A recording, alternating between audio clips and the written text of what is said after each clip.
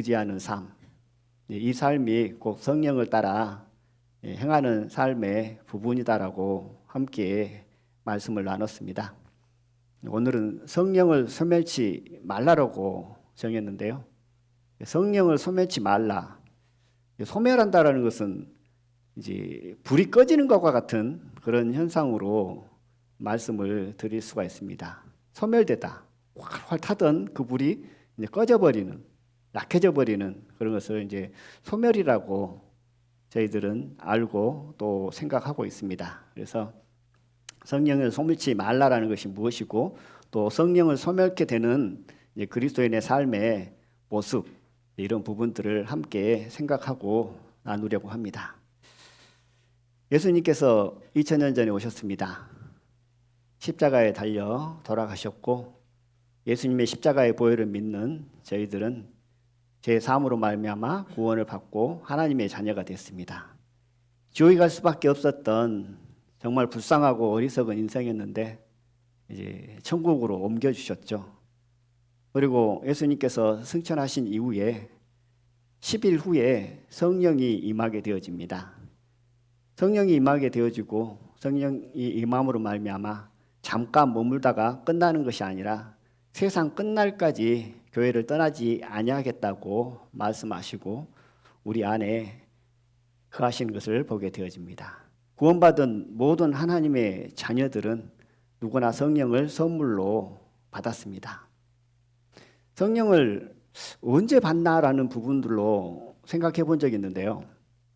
사도행전 19장 2절 보면 사도 바울이 3차 전도 여행을 시작합니다. 그래서 에베소에 도착을 하고 에베소에서 어떤 모임에 참석을 하게 되죠. 그런데 사도 바울이 가만히 보니까 하나님의 은혜를 얘기하고 하나님에 관한 부분들을 믿는 것 같은데 뭔가 좀 부족함을 사도 바울이 느끼게 돼요. 그래서 그들에게 이렇게 묻죠. 성령을 받았느냐라고 묻잖아요. 그러니까 거기에 모였던 사람들이 성령을 받았다라고 하는 게 아니고 성령이 무엇인지도 모르고 있는 사람들이었습니다. 그래서 그들에게 복음을 전하고 그들이 이제 세례를 통해서 성령 세례를 받게 되어지죠. 그들이 알았던 것은 요한의 회개의 세례를만 알고 믿고 하나님을 섬긴다라고 그들은 하나님의 영광을 위해 살았던 삶을 살고 있었습니다. 그러나 성령이 있는지도 몰랐고 그들은 성령을 받게 되어짐으로 말미암아 정말 하나님의 자녀가 되어져서 하나님의 기쁨을 위해 하나님의 영광을 위해 살아가는 것을 봅니다. 그러면 우리가 언제 성령을 받냐면 사도행전 11장 17절에 보면 이제 이렇게 말씀을 합니다. 우리가 예수 그리스도를 믿을 때 사도들이 베드로가 우리가 예수 그리스도를 믿는 때 성령을 받는다라고 말씀하면서 우리가 예수 그리스도를 믿을 때 주신 것처럼 이방인들도 동일하게 성령을 선물로 주신다라는 말씀이 있습니다. 유대인 이스라엘 백성들이 사도들이 예수 그리스도의 십자가의 보혈을 믿음으로 말미암아 이제 성령을 받잖아요. 이스라엘 백성들이 그것처럼 이방인들도 동일하게 예수 그리스도의 십자가의 보혈을 믿고 하나님의 자녀가 되어지는 순간 성령을 선물로 받는 것을 보게 되어집니다. 그러므로 우리의 믿음은 우리의 마음은 어디에 있었냐면 성령이 있는 줄도 모르는 성령을 받고 살아가는 삶인 줄도 모르는 삶이 아니라 성령이 우리와 함께 하심을 늘 생각하고 동행하는 분이라는 사실을 기억하고 우리가 성령을 의지하고 성령께 묻고 성령의 능력을 통해서 우리가 이 세상을 살면서 승리한 삶을 살고 세상에 나가서 복음을 전하는 삶을 살아야 됨을 성경을 통해서 저희들은 알고 또 그런 삶을 살았을 때 하나님께서 능력으로 역사하신다라는 생각을 해보게 되어집니다. 성령은 우리 곁에 계십니다. 함께 하시잖아요. 그리고 또 그냥 함께 하시면서 가만히 있는 게 아니죠. 성령께서는 우리를 보혜사로 오셔서 돕는 자로 우리와 함께 하시는 것을 보게 되어집니다. 돕는다라는 그 의미가 무엇일까요? 돕는다. 성령의 어떤 그 뜻을 보면 다양하게 있는데요. 저는 가장 크게 생각하고 늘 묵상하는 내용이 뭐냐면 보혜사, 성령, 돕는다. 나를 돕는다. 우리와 함께 하시면서 위로자로 계시면서 우리를 돕는 분. 돕는다라는 그 의미 안에는 뭐냐면 내가 가만히 있으면 성령도 가만히 계신다라는 거죠. 물론 성령께서 감동을 주셔서 우리를 움직이게 하시는 부분도 있지만 내가 하나님 앞에 드려지기를 원하고 더 쓰임받기를 원하고 하나님을 더 사랑하기를 원하고 내가 복음을 전하기를 원하면 그 마음 안에서 성령께서는 역사하셔서 능력을 주시고 지혜를 주시고 우리가 그 일들을 할 수 있도록 인도하신다는 사실입니다. 그러므로 돕는다.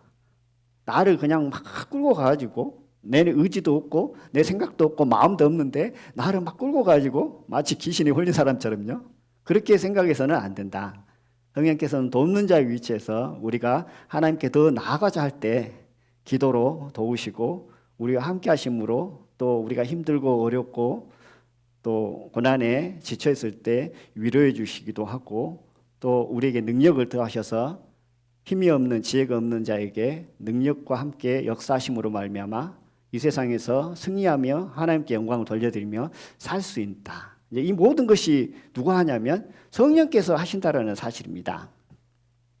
우리는 성경을 매일 보고 묵상을 합니다. 많은 내용들이 있죠.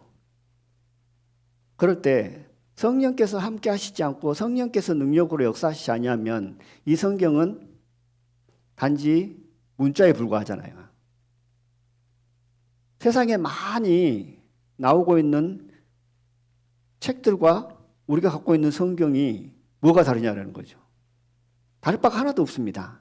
그러나 이 성경이 우리 마음 안에 힘이 되어지고 은혜가 되어지고 또 우리가 이 성경을 읽을 때 하나님의 깊은 것까지 알고 하나님의 뜻을 알 수 있는 것은 뭐냐면 결국 성령께서 우리 안에서 깨닫게 하시고 알게 하시고 인도하게 하시고 생각나시게 하기 때문에 이 성경이 우리에게 영적 양식이 되고 힘이 되어지고 이 말씀을 통해서 세상의 것을 물리칠 수가 있고 이 말씀을 통해 우리가 복음을 깨달을 수가 있고 이 말씀을 통해 우리가 복음을 전할 수 있다는 겁니다. 성령께서 일하시지 않고 성령께서 역사하시지 않으면 이 성경은 문자에 불과한 것이고 세상에 있는 그 책과 다를 바가 없다는 사실입니다. 그러므로 우리가 이 시대에 은혜 시대라고 하잖아요. 또 다른 말로 성령 시대라고 하잖아요. 성령께서 우리와 함께 하시고 능력으로 역사하기를 성령께서 깨닫게 하시고 성령께서 알게 하시기를 성령께서 진리로 우리를 인도하시기를 늘 기도하는 마음으로 성경을 보지 않고 우리가 주님의 일을 할 때 간과하지 않고 살아간다면 그것은 세상 사람들이 살아가는 삶의 모습과 다를 바가 없는 삶의 모습이지 않는가라는 그런 생각을 해보게 되어집니다. 그러므로 우리의 마음은 성령의 붙들림 바 되어져서 성령의 이끌림 바 되어져서 살아가려고 하는 그 갈급함과 그 기도가 이 마지막 시대에 이 은혜의 시대에 성령의 시대에 꼭 우리 삶 가운데 그리스도인들이 가져야 될 마음이지 않는가라는 생각을 해봅니다. 이 시대가 마지막 시대입니다. 마지막 시대가 되면 될수록 사랑이 식고 자기를 사랑하는 마음들이 강해진다고 하잖아요. 이 마지막 시대가 되면 은혜를 강조하고 사랑을 많이 강조합니다. 그것은 그만큼 강조하는 이유는 뭐냐면 자기를 사랑하는 마음이 강해지기 때문에 그리스도의 사랑을 더 강조하고 그리스도의 사랑이 없으면 어쩐가요? 우리가 이 세상을 승리하면서 살아갈 수 없잖아요.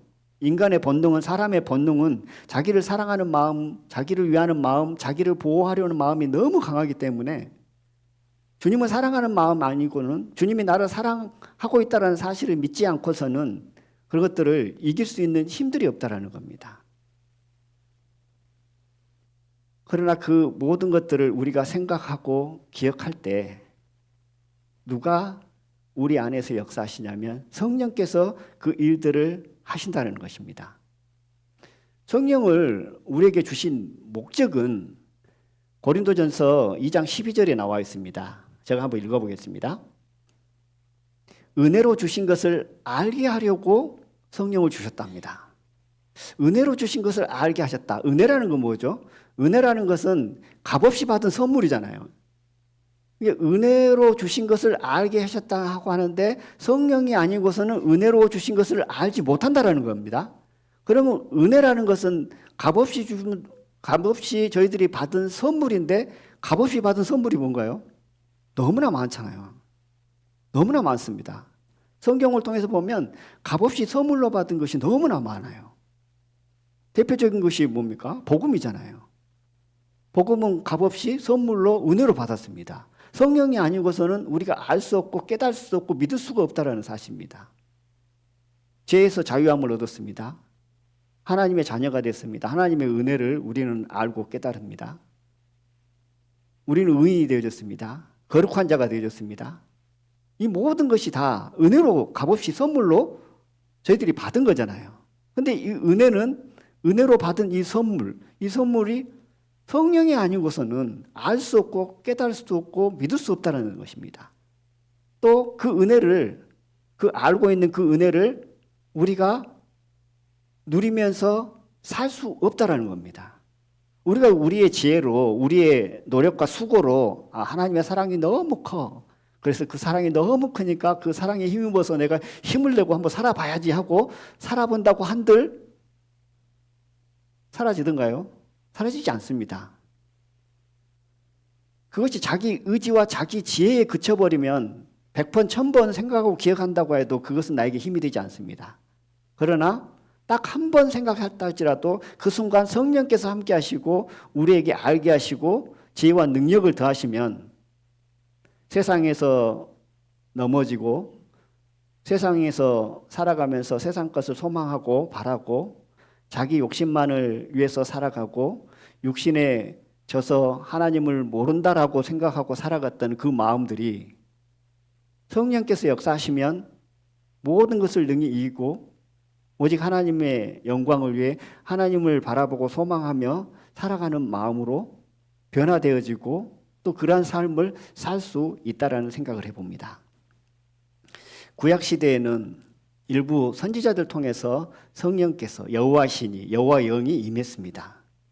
그래서 하나님께서 하나님의 일들을 그 선지자들 그 종들을 통해서 하신 것들을 보게 되어집니다. 모세의 경우를 보면 모세가 참 대단한 사람이죠. 그러나 대단한 사람이 됐었던 이유는 뭐냐면 하나님께서 여호와의 영이 성령께서 함께 하셨기 때문에 대단한 사람이 됐잖아요. 모세 자체가 대단한 사람이 아니었잖아요. 그래서 많은 일들을 모세는 감당을 합니다. 감당을 하다 너무 힘든 거죠. 그 많은 사람들의 불평, 불만들, 육신에 거해 있는 그 사람들을 광야에서 하나님의 말씀에 순종하는 가운데 하나님의 이끌림에 따라서 인도에 나간다는 것은 결코 쉬운 일이 아니죠. 적은 일부터 큰 일까지 모든 것들을 다 감당해 나간다는 것이 쉬운 일이 아니었습니다. 그럴 때 하나님께서 모세에게 말씀하시잖아요. 70인의 장로를 부르게 됩니다. 장로들에게 성령을 부어주잖아요. 여호와 신이 그들에게 임합니다. 그들에게 왜 성령을 부어주고 여호와 신을 그들에게 임하여서 예언을 하게 하냐면 성령을 따라서 성령의 능력과 성령의 지혜로 주님의 마음으로 하나님의 마음으로 이스라엘 백성들 모세 혼자 하지 못하기 때문에 동행하면서 함께하고 나가기를 원하는 거잖아요. 모세의 마음 가운데 이스라엘 백성들을 향한 마음이 들어있는 구절이 있습니다. 70인의 장로들에게 성령을 부어주죠. 그런데 2명이 모여라는 장소에 나오지 않았습니다. 그런데 그들에게도 성령을 부어줍니다. 그 모습을 보고 여호수아가 약간 좀 시기하는 마음에서 그들이 성령을 받아서 예언을 합니다. 어떤 마음으로 보면 회막으로 장막으로 모여라고 했는데 모이지 않는 그를 보면서 저렇게 말을 안 듣고 순종하지 않는 사람에게 성령을 부어준다는 것은 맞지 않다라는 그 의미가 조금 들어있지 않았나 하는 저 생각을 해봅니다. 그럼 불만 아닌 불만을 하게 됩니다. 그럴 때 모세는 이렇게 얘기를 하죠. 이 70인의 장로들에게뿐만 아니고 이스라엘 백성 모두에게 다 동일하게 성령이 임하였으면 좋겠다라는 내용으로 여호수아에게 답을 합니다. 그것이 모세의 마음이었죠. 왜냐하면 성령이 그들에게 임하고 여호와의 신이 그들과 함께 한다면 어떤 마음이었을까요? 모세가 품고 있는 그 마음을 이스라엘 백성들 모두 다 품게 되어짐으로 여호수아의 마음은 가벼워지겠죠. 이 시대에도 동일하다는 생각을 해봅니다. 구원받은 하나님의 자녀들에게는 성령을 선물로 받았습니다.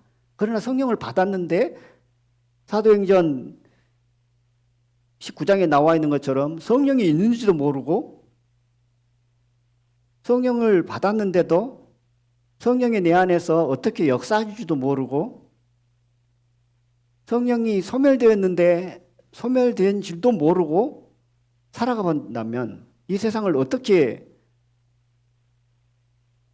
승리하면서 하나님의 영광을 위해 살아가겠냐는 겁니다. 성령이 소멸돼 버리면 성령의 능력이 소멸돼 버리면 성경을 봐도 어떤다고요? 그냥 문자라니.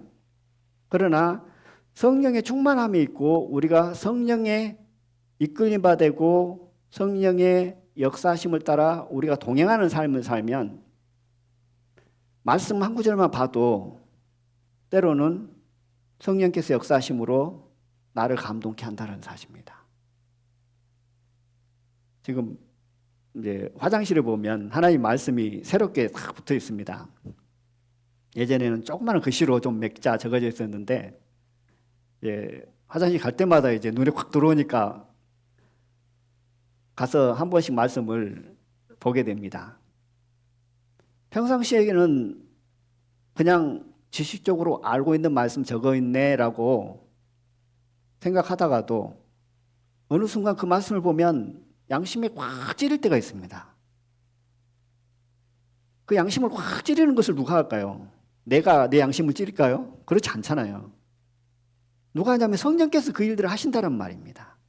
근데 성령이 소멸되면 말씀을 봐도 아는 말씀이네. 말씀을 들어도 또 아는 말씀을 또 하고 계시네. 우리가 교제를 나눠도 맨날 똑같은 간증과 똑같은 내용으로 얘기하네. 그러고 버리고 끝나버린다는 사실입니다. 우리가 찬양을 드려도 어떤 마음이 될까요?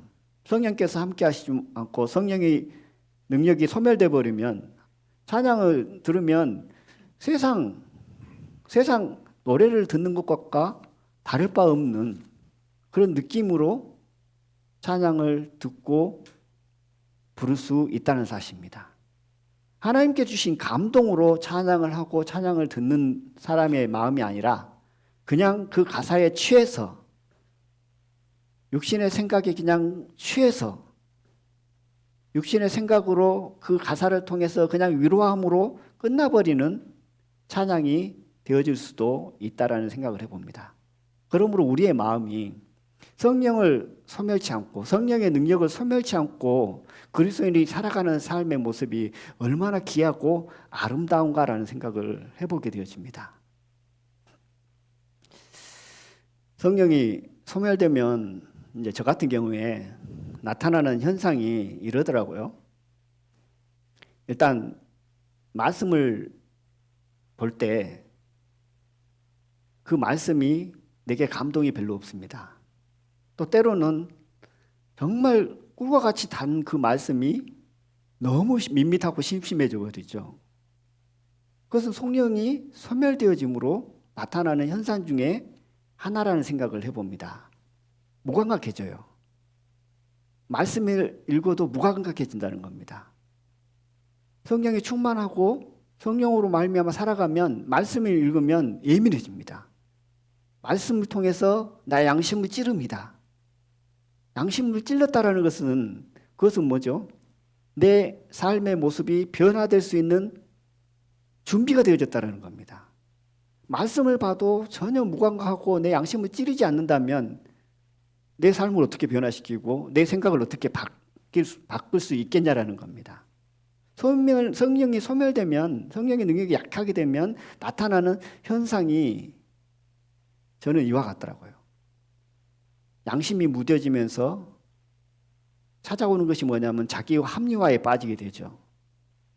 더 합리화 속에 머무르다 보면 화인 맞은 양심이 되어버립니다. 아무리 찔러도 이제 양심의 거리낌을 갖지 않고 살아가는 삶의 모습으로 바뀌게 되죠. 성령의 능력이 소멸되면 몸으로 희생하고 헌신하려고 하는 마음이 상실돼 버립니다. 그렇게 기뻤던 것, 그렇게 감사했던 것, 형제 자매들을 위해서 또 몸된 교회를 위해서 하나님의 영광을 위해서 내 몸을 드리고 희생했고 헌신했던 그 마음, 그 기쁨이 되고 감사가 되고 하나님 앞에 쓰임 받았다는 그 감동이 성령의 능력이 소멸된 순간, 약해지는 순간 형식화되고 기쁨이 사라지고 마음 안에는 이것을 왜 해야 하나 하는 그런 마음들이 조금씩 자리 잡게 되어지고 그것이 커져버린다는 사실입니다. 성령의 능력이 소멸되고 약화되면 예수님을 사랑하고 교회를 사랑하고 형제 자매를 사랑하고 세상 사람들에게 복음을 전하고 한 마음이 어떤 건가요? 약해지고 사라져 버린단 말입니다. 예수님을 사랑하는 것이 아니라 교회를 사랑하는 것이 아니라 형제 자매를 사랑하는 것이 아니라 세상을 더 사랑하고 자기 자신을 더 사랑하는 마음으로 점점점 자리를 잡고 있는 것을 봅니다. 하나님의 말씀을 통해서 하나님의 능력을 통해 봉사하고 수고하고 교제하면서 오는 그 즐거움들이 사라지고 세상에서 오는 즐거움들이 점점 커지고 그 마음은 세상을 향해 갈 수밖에 없다라는 생각을 해봅니다. 주 안에서 자유자입니다. 자유함을 누리고 삽니다. 그런데 성령의 능력이 소멸되면 주 안에서 자유함을 누리는 것이 아니라 세상에서 자유함을 누리고 하고 싶은 대로 내 원함을 따라 내 기쁨을 따라 그냥 살아가 버린다는 사실입니다. 세상 사람을 만나고 봐도 긍휼히 여기는 마음, 복음을 전하고자 하는 마음도 사라진다는 사실입니다. 이 시대에 하나님의 사랑과 은혜를 얼마나 강조를 하고 얼마나 많이 우리는 듣고 또 얼마나 많이 찬양을 하고 또 얼마나 많이 묵상하고 누리고 살아가는가요? 그런데 거기에 비해 나의 삶을 통해서 우리의 삶을 통해서 맺혀지는 열매가 과연 어느 정도 될까요? 왜 열매가 잘 맺히지 않을까요? 그렇게 기쁜 마음으로 주님 안에서 은혜 안에서 사랑 안에서 강조하고 교제하고 막 그러는데요. 그 원인은 저는 여기에 있다고 생각합니다. 성령이 소멸됨, 성령의 능력이 소멸돼 버리는 현상이기 때문에 그렇다는 생각을 해봅니다.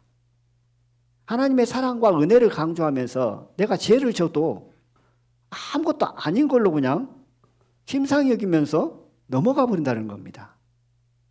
우리가 죄를 졌다고 해서 우리의 구원이 취소된가요? 그렇지 않잖아요. 왜냐하면 영원한 하나님의 사랑 안에 있기 때문에 그렇습니다. 우리는 어떠한 죄를 져도 하나님 보시기에 어떠한 악한 행동을 했다 할지라도 우리의 구원은 사라지지 않습니다. 영원한 사랑이 있고 우리가 그 영원한 사랑 안에 있기 때문에 그렇습니다. 또 우리의 은혜가 주님 앞에 나갔을 때 하나님께서는 항상 은혜로 부어주십니다. 우리의 잘잘못을 따라서 은혜를 부어주시는 것이 아니죠. 우리의 행위를 따라서 부어주는 것이 아니죠. 그렇다면 그것은 은혜가 아닙니다. 우리가 잘못을 해도 잘해도 우리가 하나님 앞에 나갔을 때 하나님께서 은혜로 부어주신다는 사실입니다. 하나님의 사랑과 은혜는 이와 같습니다. 잘잘못에 의한 것이 아니다. 그러나 오늘 성령을 소멸치 말라라는 말씀을 보면 우리가 죄를 지면 어떨까요? 하나님의 사랑과 은혜는 여전히 거기에 있지만 성령은 소멸되어 버린다는 사실입니다. 성령의 능력은 소멸되어 버린다는 사실입니다. 성령의 능력이 약화되고 소멸되어 버리면 우리가 무슨 일을 할 수 있을까요? 성령이 소멸된 상태에서 하는 모든 일들이 세상 사람들과 다를 바가 무엇이 있겠냐라는 겁니다. 그러므로 우리 마음 가운데 이 마지막 시대, 이 은혜 시대에 성령 시대에 살아가는 저희들, 성령의 능력이 소멸되지 않도록 늘 기도하고 깨어서 나가는 삶이 우리 삶 가운데 늘 있었을 때 성령의 열매를 맺힌다라는 생각을 해봅니다. 육신 안에 있는 그리스도인들은 그렇잖아요.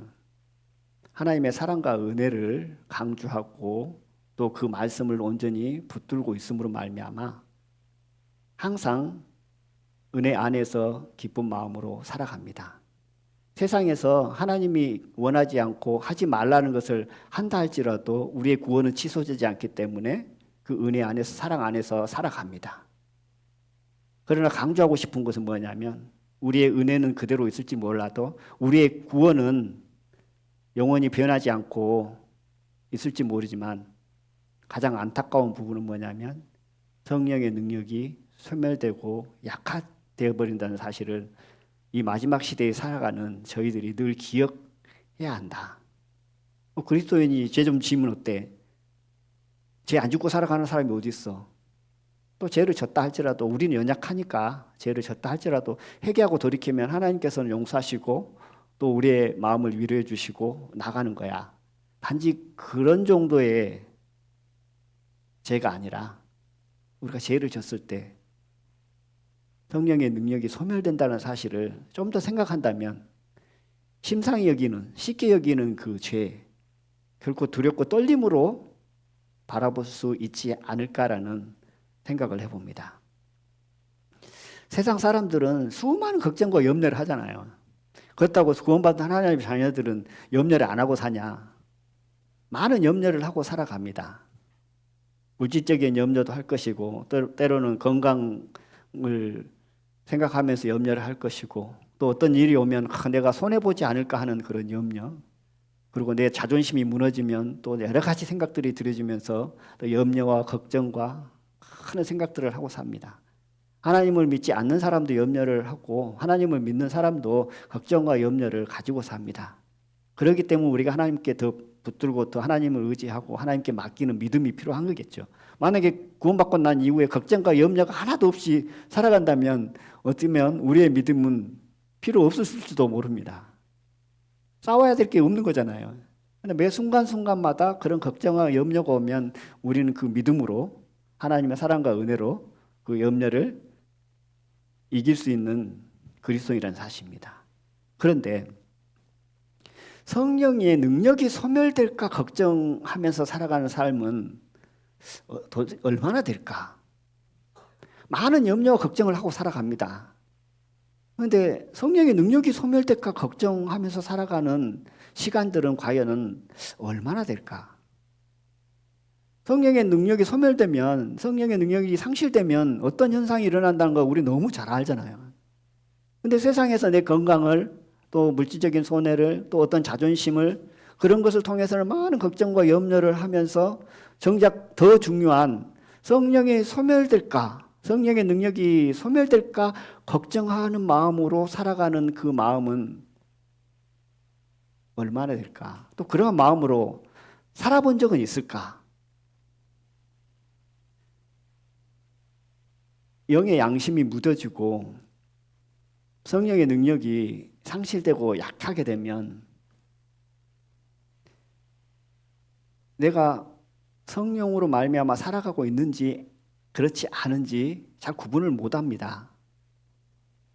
그러나 저희들은 경험들을 하잖아요. 성령 충만한 가운데 있다가 그 충만함이 약하게 되면 내 마음 가운데 영적인 양심으로 말미암아 느끼고 알잖아요.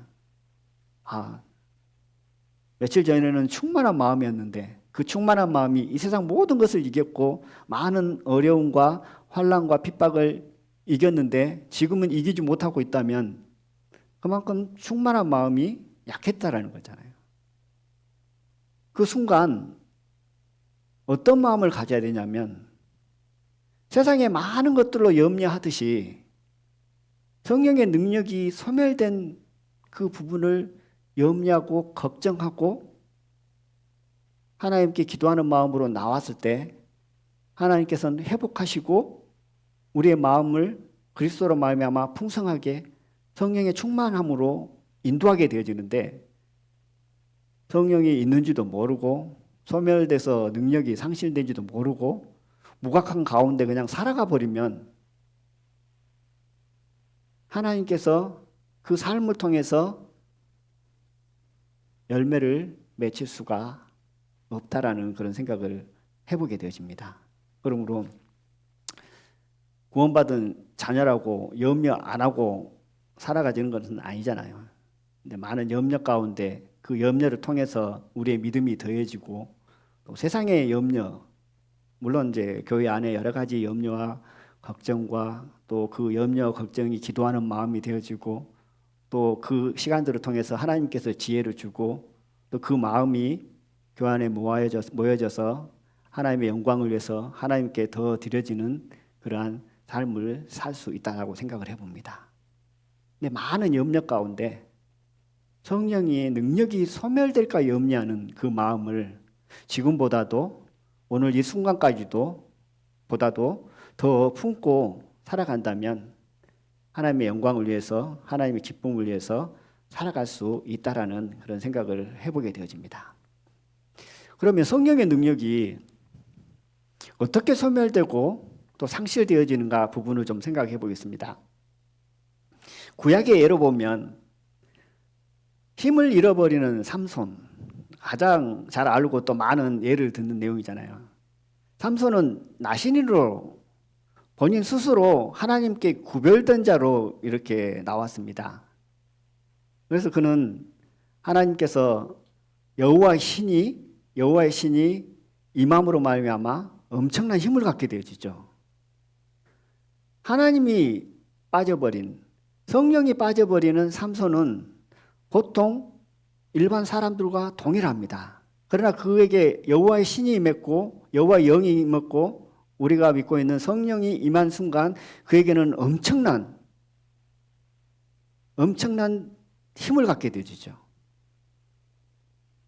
그런데 그가 그 엄청난 힘을 상실하게 되어지는 이유를 보면 어디에 있는가요? 여인을 사랑했죠. 드릴라로 말미암아 자기의 비밀을 얘기하게 되어지고, 머리카락이 잘림으로 말미암아 힘을 잃어버립니다. 머리카락 자체에 힘이 있는 게 아니고 머리카락은 나신일의 상징이잖아요. 표잖아요. 그것은 무엇을 의미하고 있냐면 구별된 삶을 포기해버린 거잖아요. 삼손은 스스로 하나님께 구별된 자로 나왔습니다. 그러므로 그는 여호와의 신이 임했고 그 신으로 말미암아 그 능력으로 말미암아 엄청난 힘을 얻게 되었죠. 그런데 그가 그 스스로 구별된 삶을 포기해버리고 버려버림으로 말미암아 삼손에게 있던 그 힘은 사라져버렸다는 겁니다. 그런데 여기서 보면 삼손이 스스로 머리카락을 자른 게 아니잖아요. 스스로 자르지 않았습니다. 자르고 싶은 마음도 없었고요. 그런데 머리카락이 잘려진 이유는 뭐냐면 그가 사랑했던 여인으로 말미암아 된 거죠. 본인이 좋아했던 그 연인으로 말미암아 머리카락이 잘렸고 힘을 잃었다는 사실입니다. 오늘날 시대에 살아가는 그리스도인 저희들에게도 동일하다는 생각을 해봅니다. 구별된 삶을 저희들은 살아갑니다. 구별된 삶을 산다는 것은 세상 사람들과 동일한 생각과 동일한 가치관으로 살아가는 삶의 모습이 아니죠. 단지 세상 사람들이 생각하는 도덕적인 가치 기준에 의해서만 살아가는 것이 아니라 그 도덕적인 가치 기준을 뛰어넘어야 되는 것이 그리스도인의 삶의 모습이잖아요. 세상 사람들이 하는 거 똑같이 하면서 그리스도라고 하면서 똑같이 하고 있으면 뭔가요? 구별된 삶의 모습이 아닌 거잖아요. 그러한 삶을 사는 순간 삼손의 힘이 빠져나갔던 것처럼 우리의 영적 능력도 성령의 능력도 소멸된다는 사실입니다. 구약시대 사울 왕은 어땠는가요? 사울 왕에도 여호와의 신이 사울에게 임했다고 합니다. 하나님께서 왕으로 세우셨습니다. 사울 왕을 통해서 하나님의 능력이 나타났죠. 그러나 그는 하나님의 말씀에 순종하지 않았고 자기 욕심과 또 다른 측면을 보면 그 왕권을 지키기 위해서 하나님의 말씀을 버려버렸습니다. 그 결과 어떤 사울의 삶이 등장을 한가요? 그는 여호와의 신이 사울에게서 떠나고 여호와께서 부르신 악신이 그를 번뇌케 한지라라고 합니다. 물론 구약 시대에는 여호와의 신이 임했다가도 사라지고 또 떠나버리기도 하고 사울 왕처럼 그 악신, 부르신 악신이 임해서 그를 괴롭히고 끝까지 다윗을 죽이려고 하는 그 마음들이 있는 거잖아요. 그러나 이 시대에 은혜의 시대에 살아가는 저희들은 없는가요? 구원받은 하나님의 자녀들에게 성령이 임하고 그 다음에 뭐라고 말씀한가요? 영원히 함께하겠다고 말씀을 하잖아요.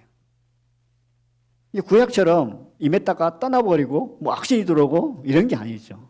이 은혜의 시대에는 제3으로 말미암아 구원을 받는 하나님의 자녀가 되는 순간 성령이 임하게 되어지고 우리와 영원히 함께 하시겠다고 말씀하셨습니다. 떠나는 게 아니고 성령의 능력이 소멸되고 상실돼 버린다는 겁니다. 성령의 능력으로 말미암아 살아가야 될 저희들에게 그 힘과 능력이 상실돼 버리면 마치 삼손에게 있던 그 힘이 상실돼 버린 것처럼 떠나버린 것처럼 우리에게도 그 힘이 상실되고 영적인 힘이 약화돼 버린다면 어떻게 하나님의 영광을 위해 살아가고 이 세상에서 승리하면서 살아갈 수 있겠냐 하는 겁니다. 그러므로 저희들의 마음이 성령의 능력이 소멸되지 않게 늘 깨어서 기도하는 삶이 우리 삶 가운데 있어야 되겠다. 그리고 성령의 능력이 상실되어지는 또 하나의 원인과 이유는 돈이죠. 돈, 물질. 근데 이 세상에 살아가는 사람 치고 물질에 자유로운 사람이 있을까요? 물론 많이 있는 사람들이 그렇겠지만 대부분 보통 사람들은 이 물질, 돈에 자유롭지 못합니다. 돈이 있어야 우리 육신에 필요한 부분도 채우고 우리가 꿈을 가지고 달려갈 때 그런 모든 것들을 채워주고 도움이 되는 거죠. 우리가 살아가는 모든 삶 가운데 돈이 빠져버리면 살아갈 수 있을까요? 물론 돈이 없는 저기 미개한 지역에서는 돈이 아닌 다른 것으로 살아가겠지만 현재 우리가 살아가는 이 시대에 이 환경 안에서는 돈에서 자유로운 사람은 없을 것입니다. 그러나 성령의 능력이 소멸된 원인이 돈에게도 있다는 사실입니다. 돈을 사랑함이 일만하게 뿌립니다. 돈을 주님보다 더 사랑하는 순간 우리에게 있던 그 충만한 마음은 소멸되고 약해질 수밖에 없다는 사실입니다.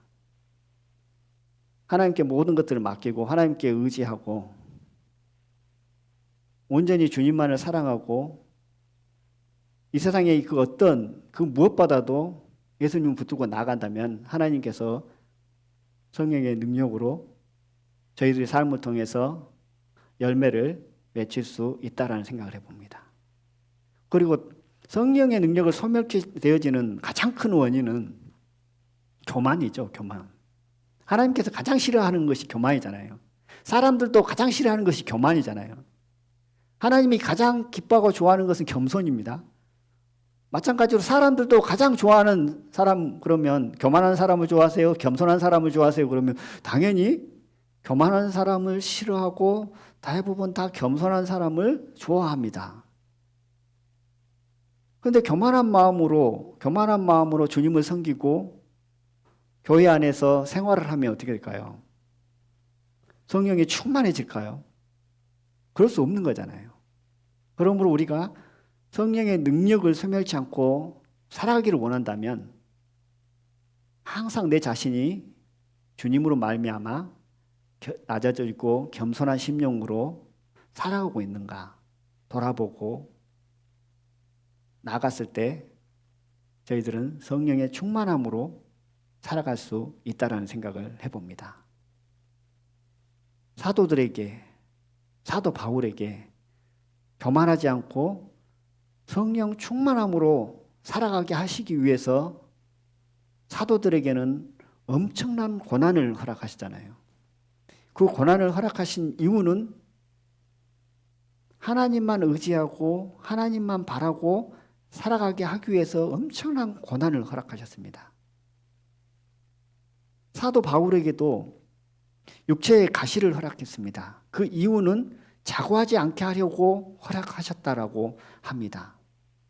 그 모든 고난과 어려움과 환난은 결국 그들이 교만하지 않고 겸손한 마음으로 하나님을 의지하고 나감으로 말미암아 성령의 능력이 소멸되지 않고 성령 충만함으로 주님의 일들을 함으로 성령의 열매를 그들의 삶을 통해서 드러내고 나타내고 맺히기 위함인 것을 보게 되어집니다. 또 한 가지 성령이 소멸되는 이유 중에 하나는 판단하는 마음이다라는 생각을 합니다. 판단. 이제 시간이 다 돼서 말씀을 찾지는 않겠는데요. 판단하는 마음. 참 저의 삶을 돌아보면 판단하는 마음을 많이 갖고 판단을 참 많이 하는 것 같습니다. 하고 나서도 후회할 때도 많고요. 또 하고 나면 나타나는 현상 중에 하나가 뭐냐면 정말 주님으로 말미암아 충만했던 마음이 그 능력이 쭉쭉쭉쭉쭉 빠져나가는 느낌이 들 때가 있어요. 그러면 정신을 바짝 차리죠. 판단하는 마음을 품고 살아가면 이게 느껴지더라고요. 그래서 안 하려고 하는데 뭘 하다 보면 또 판단하고 있는 내 자신을 보게 되어지고 참 어쩔 수 없이 연약한 사람인 것 같습니다. 그럴수록 이제 하나님께 더 맡기고 의지하고 나가는데요. 이게 교회 안에서 판단하고 또 세상에서도 판단 많이 하잖아요. 세상 사람들을 보면서요. 그런 판단들이 결국은 내 지혜 또 때로는 자기 자랑일 수도 있겠고 자기 자랑이라는 의미가 뭐냐면 나는 되는데 너는 안 되는 모습을 보면서 판단하는 것들이 대부분 많잖아요. 그런 마음들이 결국 뭐냐면 성령의 능력을 소멸시키는. 그래서 누가복음 6장에 보면 티가 나오고 들보가 나오잖아요. 형제의 눈 속에 있는 티가 있고 내 눈에 있는 들보가 있죠. 예전에 한번 말씀을 드렸던 것 같은데 티라는 것은 아주 적잖아요. 들보는 너무나 큽니다. 내 눈 속에 있는 내게 있는 들보는 뭐냐?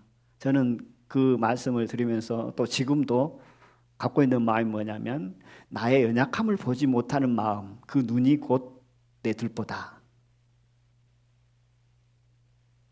다른 사람의 허물, 부족한 부분, 약한 부분, 실수들 그런 티잖아요. 근데 그런 모습을 보고 판단하고 미워하는 마음이 들어온다는 것은 뭐죠? 결국 나의 연약함을 보지 못하는 그 들보가 들어있다는 사실입니다. 나의 연약함을 보는 순간 그런 연약한 또 실수들, 허물들, 약한 부분들을 볼 때 판단하는 마음과 미워하는 마음보다도 기도하는 마음이 되고 더 안타까운 마음이 되고 사랑하는 마음으로 변화가 되어지는데 그렇지 못하고 교만한 마음과 높아진 마음과 자기 자신을 보지 못하는 눈이 있게 되어지면 판단을 하게 되어지고 판단이 결국 무엇을 이룬다고요? 성령의 능력을 소멸케 시켜버리면 하나님의 일들을 하나님의 사랑을 나타내고 할 수 없음을 보게 되어집니다. 그러므로 저희들의 마음이 판단하는 마음에서 벗어나서 더 사랑하는 마음으로 하나님께 나간다면 성령의 능력이 소멸되지 않고 주님 안에서 충만한 삶 가운데 나갈 수 있다라는 생각을 해봅니다. 말씀 한 구절 찾아보겠습니다. 사도행전 5장입니다. 성령에 관한 부분으로 말씀 이제 묵상하다가 이제 5장을 읽으면서 마음 가운데 생각 들어주고 보여준 부분이 있어서 함께 생각해 보려고 합니다. 5장에 보면 아나니아와 삽비라가 나옵니다. 이 내용은 너무 잘 알잖아요. 이 내용을 읽지는 않고 한번 생각을 해보면요. 아나니아와 삽비라가 사람을 속입니다. 아나니아와 삽비라는 땅을 팔아서 이제 감추는데 그들의 마음은 누구를 속였다고 생각을 하냐면 사람을 속였다라고 자기들은 생각을 합니다. 아주 단순한 생각이죠. 그런데 사람을 속인 것이 아니고 3절에 보면 5장 3절에 보면 성령을 속이고 그럽니다. 아나니아와 삽비라는 사람을 속였다고 하지만 하나님의 볼 때 말씀을 붙여볼 때 사람을 속인 게 아니라 성령을 속였다고 합니다. 그리고 4절에 보면 사람에게 거짓말한 것이 아니요 4절 후반부입니다. 사람에게 거짓말한 것이 아니요 하나님께로다. 아나니아와 삽비라는 사람에게 거짓말을 했다고 했는데 그렇게 생각을 했는데 성령을 속였다고 하고 하나님께 거짓말을 했다라고 합니다. 그리고 9절을 보겠습니다. 9절 제가 읽어보겠습니다. 베드로가 가로되 너희가 어찌 함께 꾀하여 주의 영을 시험하려 하느냐. 이번에는 주의 영을 시험했다라고 합니다. 이 말씀을 왜 찾아서 생각을 하냐면 저희들은 성령을 모시고 삽니다. 성령이 함께 합니다. 우리 안에 것이고 성령께서는 우리를 위로자로 또 돕는 자로 또 우리가 연약할 때 기도해 주시고 또 우리를 진리 가운데 인도하시고 또 우리가 말씀을 묵상할 때 깨닫게 하고 알게 하시고 또 우리가 어떤 환경에 부딪혔을 때 고난이 왔거나 또 세상 사람들을 만날 때나 복음을 전할 때 하나님의 말씀을 생각나게 하시는 것이 성령님입니다. 성령을 모시고 살아갑니다. 우리의 모든 일거수일투, 우리의 모든 생각을 다 알고 계신다는 겁니다. 근데 그분 앞에서 우리는 이 세상을 살아간다는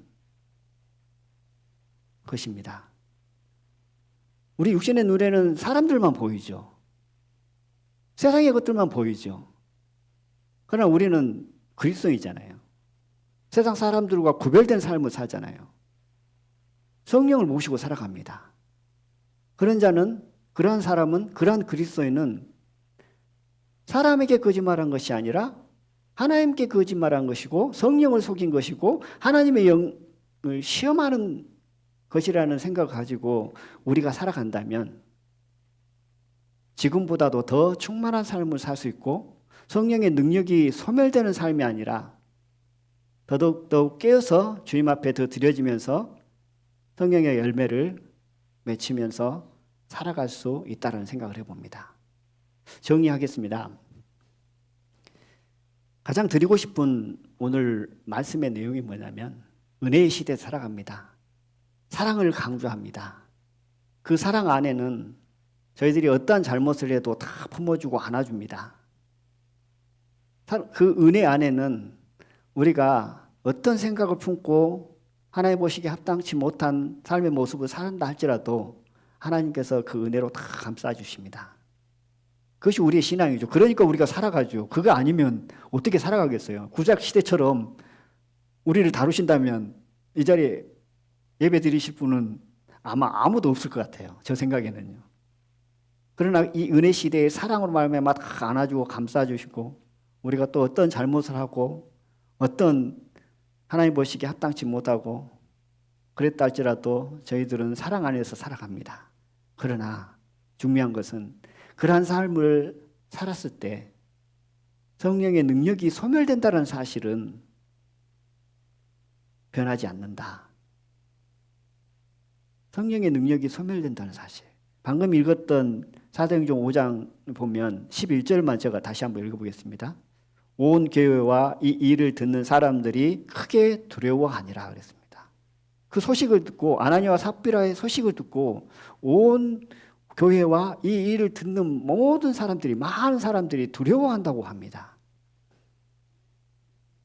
우리의 삶 가운데 우리가 주님 보시기에 합당치 못한 어떤 생각이나 삶을 살 때 품어주시고 안아주시지만 또 한편으로는 성령의 능력이 소멸되고 거룩한 그분이 우리 안에 성전 삼으셔서 거하시고 계신다는 사실을 생각함으로 우리가 한쪽 마음 안에서는 주님을 사랑하고 한쪽 마음 안에서는 주님을 경외함으로 두려운 마음 가운데 성령의 능력을 바라보고 살아간다면 이 마지막 시대에 정말 하나님의 사랑과 은혜 안에서 거하면서 또 한편으로는 성령의 열매를 맺히면서 우리가 하나님의 영광을 위해서 또 교회를 더욱더 든든히 세우고 여수 생명교회를 통해서 정말 더 많은 영혼들이 인도되어져서 구원함에 이를 수 있지 않는가라는 생각을 해보게 되집니다. 이상 마치겠습니다. 오늘 성찬식이 있기 때문에